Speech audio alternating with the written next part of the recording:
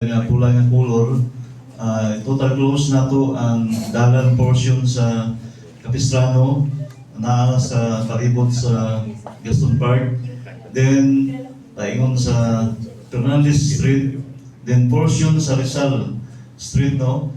Kanang makita na to nga ikuluran ng pula. So, kaya siya, di na nato tugutan nga doon ay makasulod yung mga salakyan, except lang sa kinang nga mupauli diha sa Palace House man siguro, kanang din sa kuyanan sa atong Arzobispo.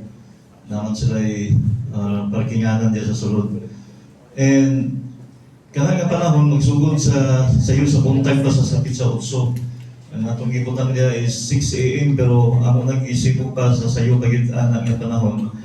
Ang katuyuan para nga walay makaparking na nga mga salakyan nga igilin diha sa sulod. Ato na siyang i-anticipate tungod kay sigurado daghan ng mga kaiksuna na to, mga devotees nga mo paingon gid mo anak din ang lugar, tungod kay ang vigil sa Black Nazarene wala naman siya atong yaging tuig dunay curfew, no? Taman na sa alas 12 man siguro to, pero tuloy-tuloy na siya hantod sa buntag. And ang palibot diha, except sa gisarado na to, passable yapon sa traffic. Okay? Dalan sa Capistrano, Garland, taingon sa Salida Bridge, passable yapon siya on two-way traffic. Diha sa may Chano Brothers, magiyan yapon. And doon na tayo overnight nga traffic enforcers nga magbantay yapon diha. Maski tungang gabi na apat ay enforcers nga gidestino. Okay, so next slide please. Ikaduha, ang atong ruta sa atong translation. So, gaya na, napresenta naman ni Colonel Tabuklao, no, ang ruta. Maugihapon nga ruta, no, nga atong i-presentar diha, gikan sa St. Agustin Cathedral, musubay siya sa Dalan Fernandez, mo liko siya, left turn siya sa Apolinar Villas, proceed siya tayo sa Recto Avenue. Then, pag-abot sa Recto Avenue, mo right turn ang atong translasyon dito sa north side of Recto, man sa north side.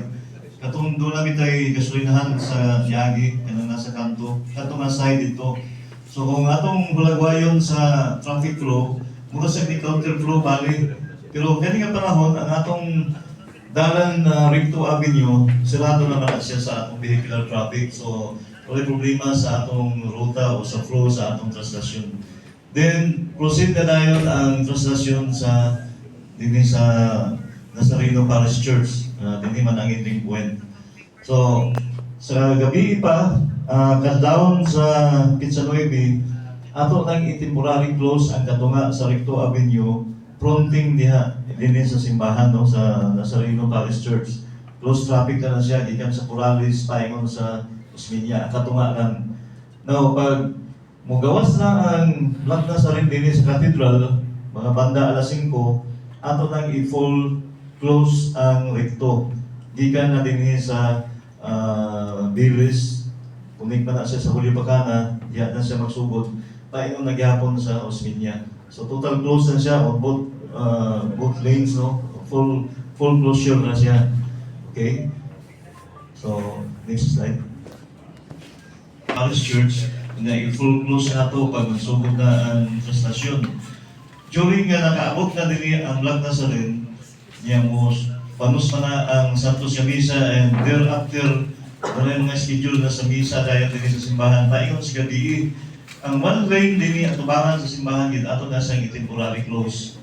Para nga matagaan ng space ang manipahay, nga dili po madisturbo ang ilang paglakaw-lakaw diya sa gawas.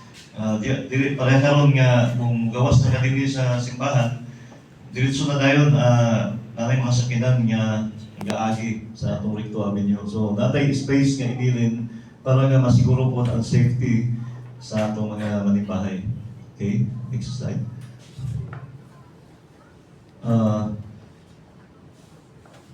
Okay, disimula siya nga sa atong